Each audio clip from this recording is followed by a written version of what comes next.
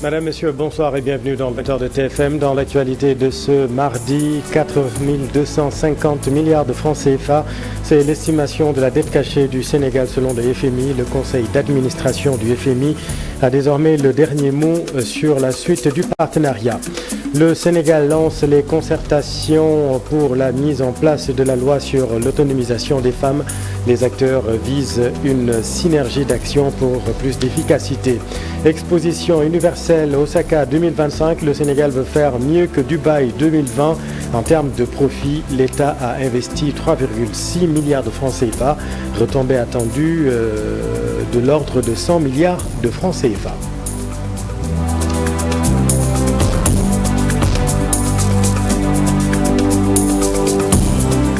Le Fonds monétaire international estime à 4 250 milliards de francs CFA la dette cachée du Sénégal. Dakar devra rembourser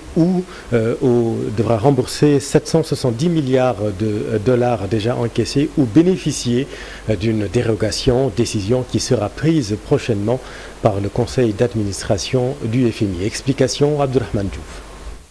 Une délégation du Fonds monétaire international s'est rendue à Dakar le 18 mars dernier pour se pencher sur l'audit des finances publiques au Sénégal. Le FMI exige une clarification de la situation des finances avant tout nouveau soutien. Il a suspendu son accord de financement de 1,8 milliard de dollars avec le Sénégal après qu'un audit des finances publiques ait révélé que la dette et le déficit budgétaire étaient plus élevés que les chiffres communiqués par le gouvernement de Macky Sall. Le pays doit en effet justifier une dette cachée de plus de 4 200 milliards de francs CFA. Contracté par l'ancien régime. Par contre, Edouard Djemael, chef de mission du FMI pour le Sénégal, affirme que le pays dispose toujours des capacités nécessaires pour assurer le remboursement de sa dette. Il estime ainsi que pour le moment, celle-ci reste soutenable. Dans le cadre des réformes économiques attendues sous la présidence de Bassirou Diomaye Faye, le FMI souhaite que l'État mette en place deux grandes réformes. La première concerne l'assainissement des finances publiques. Deuxième mesure, mettre en œuvre le nouveau programme économique du gouvernement pour attirer des investissements. Autre piste privilégiée par les FMI, faire des économies sur les exonérations et la suppression progressive des subventions à l'énergie.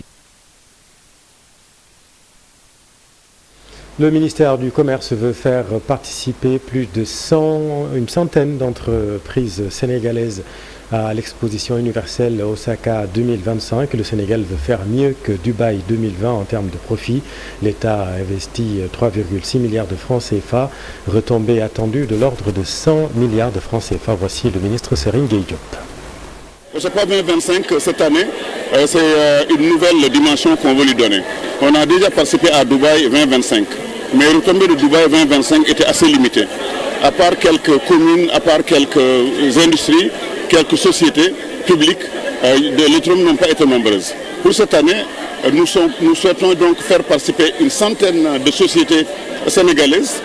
Nous avons investi 3,6 milliards de francs CFA pour justement organiser pendant 6 mois la participation sénégalaise. Et les retombées attendues sont de l'ordre de 100 milliards de francs contre 30 milliards pour Dubaï 2025. Pourquoi? Parce que tout simplement le monde a changé. Le thème qui consiste justement à concevoir le futur, c'est un thème qui interpelle les Sénégalais. C'est une occasion unique également de faire le marketing de la destination Sénégal. Il y a deux thèmes. Le premier thème, c'est promouvoir le label Sénégal, n'est-ce pas? Tous les produits sénégalais justement doivent être valorisés, qu'ils soient culturels, industriels, agricoles. Mais également l'autre thème, c'est Invest in Sénégal. On voudrait que le reste du monde, c'est-à-dire les 160 pays qui seront présents à Dubaï, puissent également investir au monde. Lancement des concertations en vue de la mise en place de la loi sur l'autonomisation des femmes. Les acteurs visent une synergie d'action pour plus d'efficacité. Lisa Prera.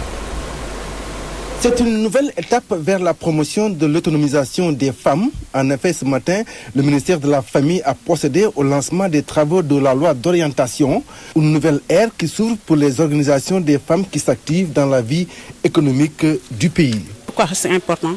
Parce qu'on s'est rendu compte qu'il y a beaucoup d'organisations féminines qui s'activent sur l'autonomisation, surtout économique. Il y a beaucoup de projets, il y a beaucoup de programmes. Il y a beaucoup de partenaires qui s'activent sur l'autonomisation économique, des programmes qui ont un volet d'autonomisation économique, mais les actions ne sont pas coordonnées. il n'y a pas une synergie d'action. Les interventions sont un peu éparpillées. Longtemps attendue, c'est une loi qui a tardé à être mise en place. Aujourd'hui, elle va pouvoir mesurer l'impact du travail des femmes dans l'économie sénégalaise. Cette loi va changer beaucoup de choses. Pourquoi ? Parce qu'il y a par exemple ces activités socio-économiques de ces femmes-là qui étaient éparpillées, comme je l'ai dit tout à l'heure. Donc chacune travaillait de son côté. Donc les interventions n'étaient pas... Donc cette loi d'orientation sur l'autonomisation économique des femmes est essentielle car elle va poser les fondations pour créer un environnement favorable pour l'épanouissement et l'autonomisation économique des femmes dans la société, dans les différents secteurs productifs et économiques. Des travaux qui seront inclusifs et participatifs de tous les acteurs et à la fin, nous aurons une loi de tous, par tous et pour tous. Restructuration de la Sonacos, le ministre de l'Agriculture annonce 300 milliards de francs CFA. Dr Mabouba Diagne a fait cette annonce au sortir d'une visite de travail sur le site à Ziguinchor. Le voici. La stratégie de financement de la Sonacos que nous allons revoir. Aujourd'hui, il y a 30 institutions financières au Sénégal. Si chaque banque nous donne 10 milliards, c'est 300 milliards de francs CFA. C'est plus que suffisant pour régler le problème de la Sonacos. Maintenant, nous allons peut-être, après cette campagne, faire le bilan de la campagne, voir comment nous pouvons structurer déjà l'achat des graines. Aujourd'hui, moi, je crois fermement qu'on peut faire une syndication localement au Sénégal pour financer les achats de graines. Maintenant, pour les crédits export, pour le financement des usines, on peut le financer par crédit export. Mais aujourd'hui, nous voulons d'abord accompagner le directeur général de la Sonacos et ses équipes pour que la Sonacos redevienne rentable. Je vous donne un petit exemple. Pourquoi nous ne devons pas fonctionner nos usines avec du solaire? C'est un petit investissement. Aujourd'hui, il y a pas mal d'investisseurs qui sont prêts à investir dans le solaire pour accompagner la Sonacos. Colère des producteurs de pommes de terre de Diama. Ils disent être victimes de concurrence déloyale.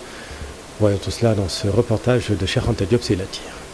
Les maraîchers de Nottoguy Diama, les commerçants en brassard rouge alertent. Des tonnes de pommes de terre sont en souffrance dans les périmètres maraîchers et même au marché de Noto. La mévente est passée par là. Actuellement, on a un problème sérieux. On est confronté à un problème de mévente. On ne peut pas vendre, on ne peut pas. Même, il y a certains qui veulent vendre entre 200 et 250, mais on ne voit même pas de commerçants. Hantés par la peur à cause de la concurrence déloyale, ils veulent que des solutions soient envisagées par le ministre du Commerce. Et effectivement, il y a un concurrent déloyal du début du mois de mars jusqu'à qu'il devait arrêter au 15 mars. Mais qu'est-ce qu'il a fait? Il a cassé le prix. Il vendait de 8 000. Actuellement, il vend ses produits à 5 000 francs. Et nous, on n'a pas les mêmes coûts de production. Lui, il utilise le fleuve Sénégal. Nous, on creuse des puits pour pouvoir arroser nos champs. Donc, vous vous rendez compte qu'on n'a pas un même coût de production. La jeunesse commence à travailler au niveau de l'agriculture. Mais actuellement, on constate que l'agriculture ne nourrit pas son âme. Nous pointons du doigt au ministre de Commerce. Parce qu'il devait livrer les chambres froides. 2, il devait exploiter la transformation. Aussi aller dans la sous-région pour voir ses copiquiers, pour qu'on puisse avoir des quotas, pour écouler notre produit. Mais toutes ces choses-là n'ont pas été faites. Il devait faire ce qu'on appelle une concertation pour qu'on ne puisse pas se trouver dans cette situation. De Nottoguy Diama à Keur Mbirndaw, en passant par Ngadiaga et Keur Malal, des tonnes de pommes de terre pourrissent dans les champs. Merci Charanta. Toute autre chose à présent, Cheikh Badiane ne perd pas espoir de retrouver la totalité de son argent dérobé la semaine dernière, 100 millions de francs exactement. C'est son coursier qui a été attaqué par des malfaiteurs. Depuis, 2 d'entre eux ont été arrêtés par les forces de l'ordre. Habib Faye. Un braquage digne d'un film de gangster à Ouakam. 100 millions de francs CFA emportés par les malfaiteurs. Cheikh Badiane est le responsable de cette structure de transfert d'argent.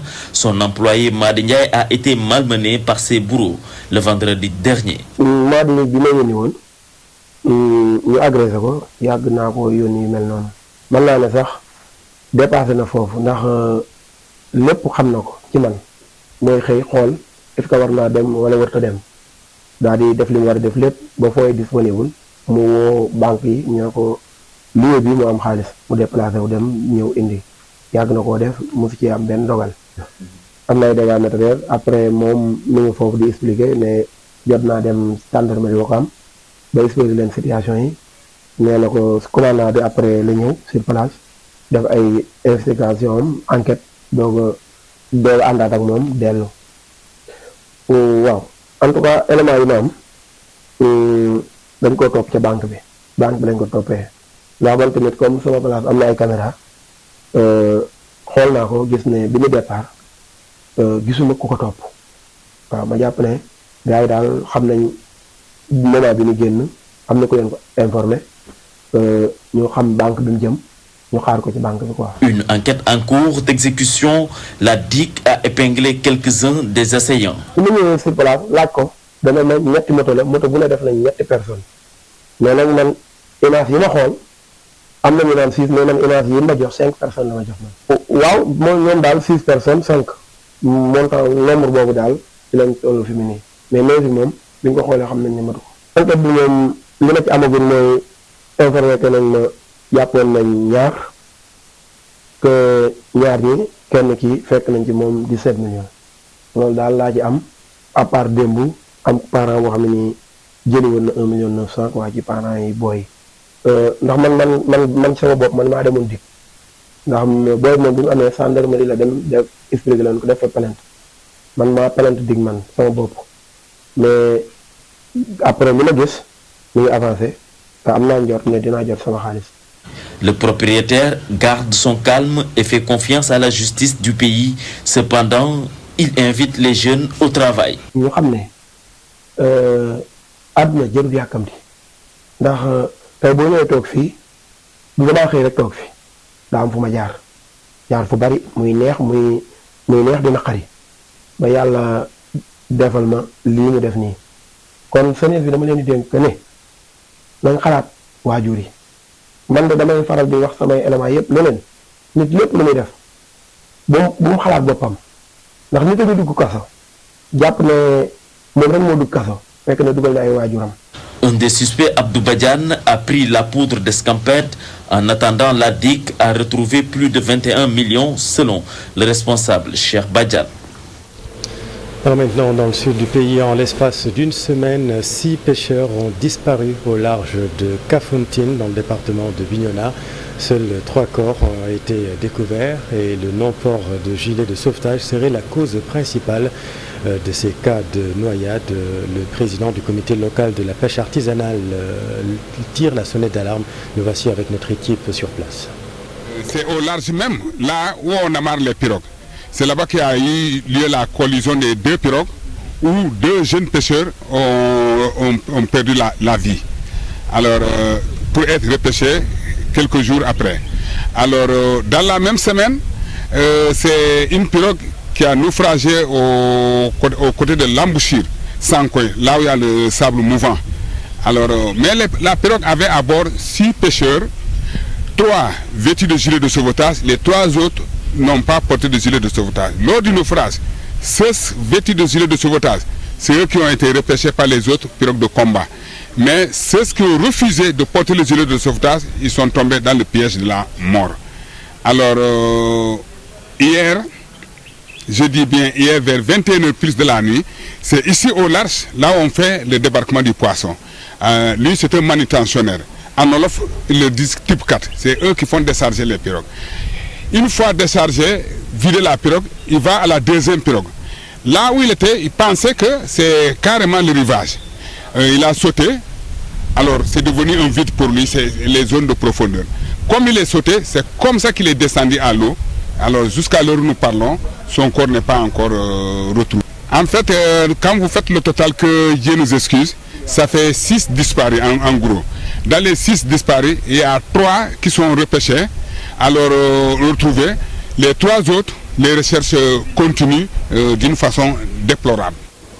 Santé en visite de travail à Tambacounda pour s'enquérir de la situation sanitaire de la région. Le ministre en charge du département a inauguré 2 postes de santé dans la commune et un bloc opératoire à la maternité du district sanitaire. Des infrastructures réalisées par la municipalité à travers le fonds PACASEN. Mamadou Diouf. Dans le but de prendre le pouls de la situation sanitaire dans le Sénégal oriental, le ministre de la Santé et de l'Action sociale a effectué une visite à Tambacounda. Une visite durant laquelle Ibrahima Sy a effectué conjointement plusieurs activités avec les autorités administratives et municipales.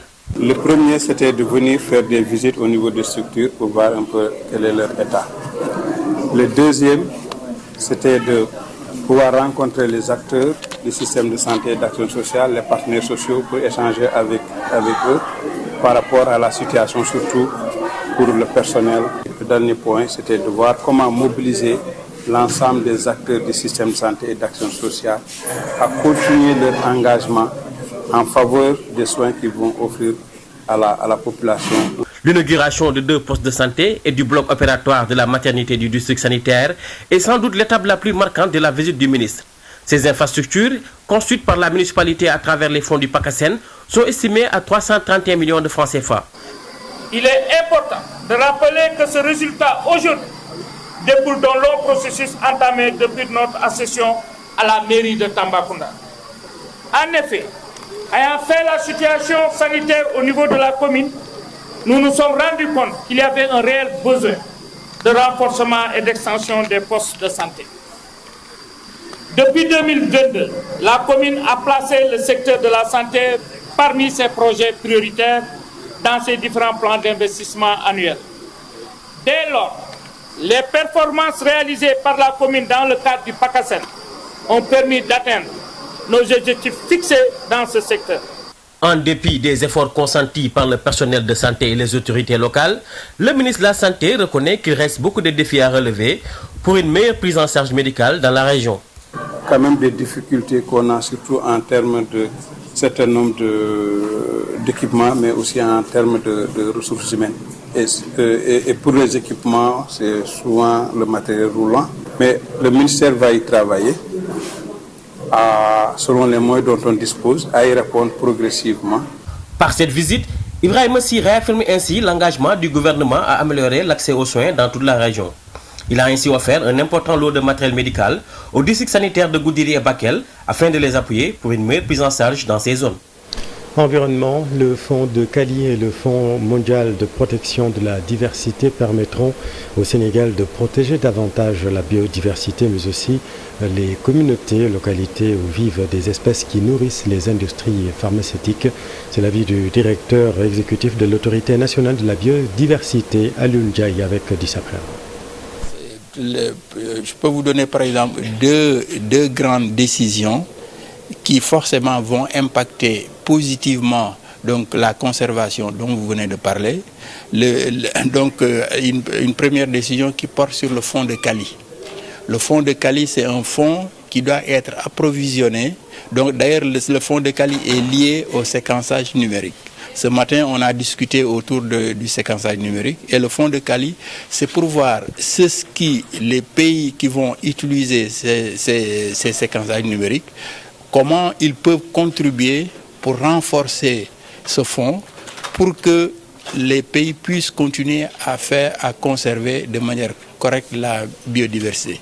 Et une fois que ce fonds est sur place, donc une partie du fonds va aller au niveau des pays qui abritent ces ressources, mais également une autre partie va aller vers les populations autochtones.